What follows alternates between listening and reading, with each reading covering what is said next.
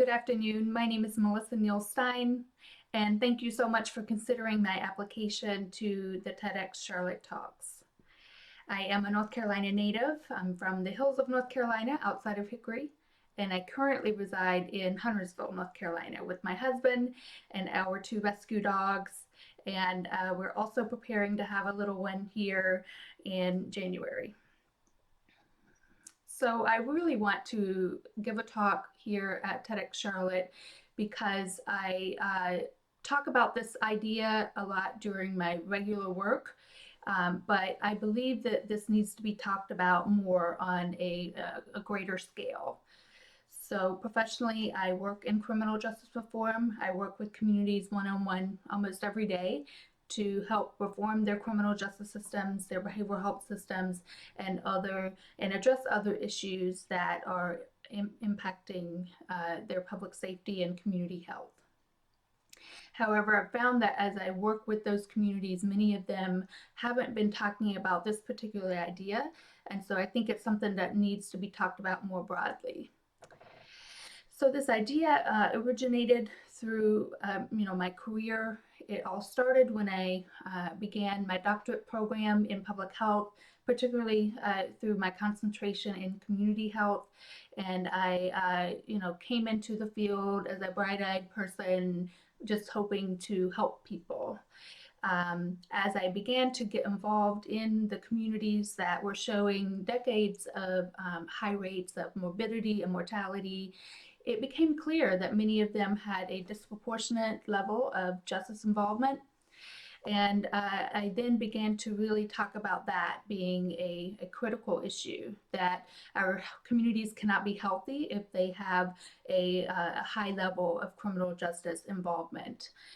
So as I dug deeper into that issue, it then became even more clear that structural and institutional racism are the bedrock of this issue and must be dismantled in order for us to achieve the healthy communities that we all want to see and that we all want to live in. And as part of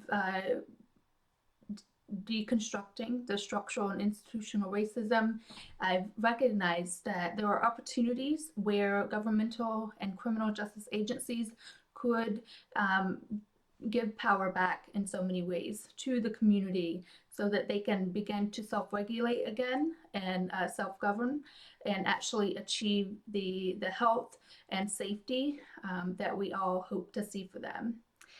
And this became most clear during my work in Charlotte when I was an employee of Mecklenburg County, and I was doing research and having to check our numbers against the criminal justice system database and criminal histories of people in our current system.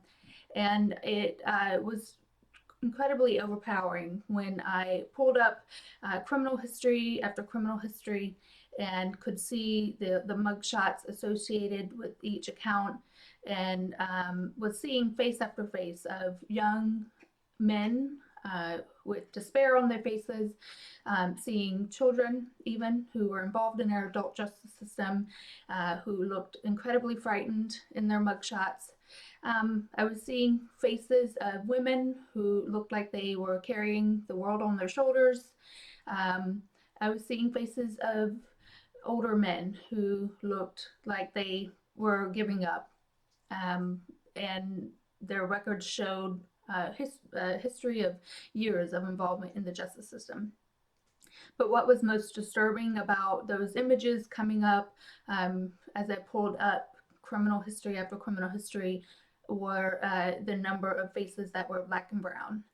And as a Christian, I have long thought that this was very in contradiction with my beliefs.